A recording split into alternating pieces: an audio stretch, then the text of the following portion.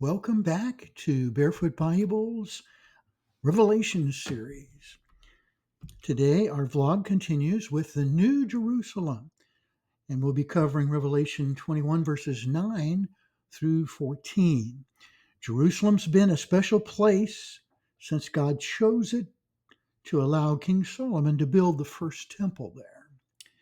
Today, the ecumenical Jerusalem, with multiple faiths and multiple peoples, has no rebuilt temple, and the Muslim Dome of the Rock, built in 691 AD, occupies the Temple Mount. These prophecies here in Revelation 21 look to a distant future with a Jerusalem that will be built by God. In other words, it'll come from heaven. Verse 9, and there came unto me one of the seven angels, which had the seven vials full of the seven last plagues, and talked with me, saying, Come hither, I will show you the bride, the Lamb's wife. John records two terms here, the bride and the Lamb's wife. And the use of both these terms indicates that the angel is speaking very specifically. Chapter 20 have mentioned, if you look back and recall what we studied there, the wedding of the bride of the Lamb. So in here in verse 9 and upcoming in verse 10, here comes the bride. We'll find out exactly who or what this angel introduces. Verse 10. He carried me away. He is that angel. Carried me, that's John, away in the spirit to a great and high mountain, and showed me that great city, the holy Jerusalem, descending out of heaven from God. Now, this verse states that the Lamb's bride is this city called the New Jerusalem, and with all of its blessed inhabitants in eternity. And verses 12 and 14 clarify who we're talking about. Verse 12 indicates its citizens who are believers from Israel. They're believing Jews. And verse 14 talks about the 12 apostles who founded the church. So let's take a look and see what we can learn from this as we move on. Verse 11, having the glory of God. So he's now describing the New Jerusalem. And her light was like unto a stone most precious, even like a jasper stone, clear as crystal. And you might read in something more modern like diamond. Verse 12, and had a wall great and high, and had 12 gates, and at the gates 12 angels, and names written thereon, in other words, written on the gates, which are the names of the 12 tribes of Israel. Like we said, the city of New Jerusalem will have believing Israelis, believing Jews in the city. Continuing verse 13, on the east 3 gates, on the north 3 gates, on the south 3 gates, and on the west 3 gates. And the wall of the city had 12 foundations. So there's 12 gates and 12 foundations. And in them, the names of, now notice this, the names of the 12 apostles of the Lamb, from Matthew and John and Peter and James and so on. So the names of the 12 apostles are engraved in those foundations.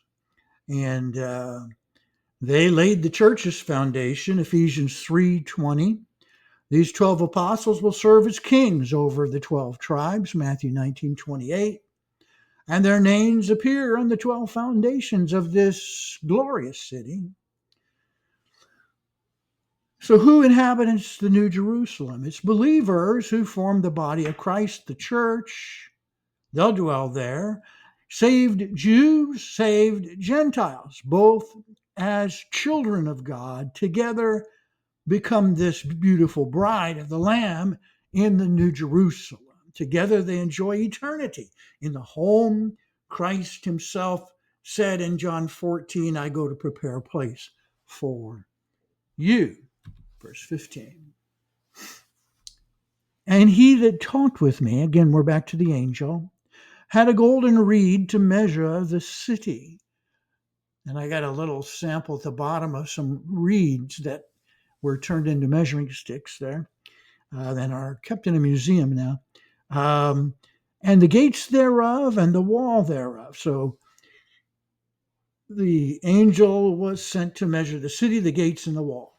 And the city lieth foursquare. So it gives you an idea of its measurements. And the length is as large as the breadth. And he measured the city with the reed, 12,000 furlongs. The length and the breadth and the height, notice that, the height of it are equal. Now, some suggest that the term the city lieth foursquare would mean it's some kind of a cube, perfect cube.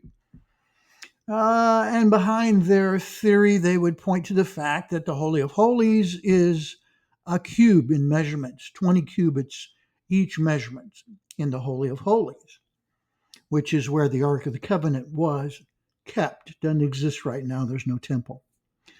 The New Jerusalem may be a perfect expansion of that concept.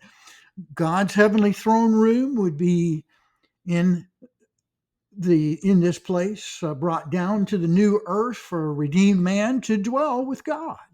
One side of the city, 12,000 furlongs or a stadia, and the word for stadium or recourse is behind that. This measure amounts to 1,500 miles on a side, and when you multiply it out, it's 2,250,000 square miles. And just for an example, put a square on a map of the U.S. and let you kind of see how much that kind of square miles would take if we tried to put it over the U.S., just as an example. And this is one city, the New Jerusalem. So are we concerned about occupancy? Well, the top floor of the New Jerusalem, it will be 1,500 miles up. So honestly, the picture there of a telescope looking down on the city would be much farther away. The bottom of floor of the city would be much further down than that. Commercial airplanes, I put a picture there for you to remind you, they only fly, you hear about the 30,000 mile height. That's where they usually level off if they're these commercial jets. They fly about 10 miles from the ground.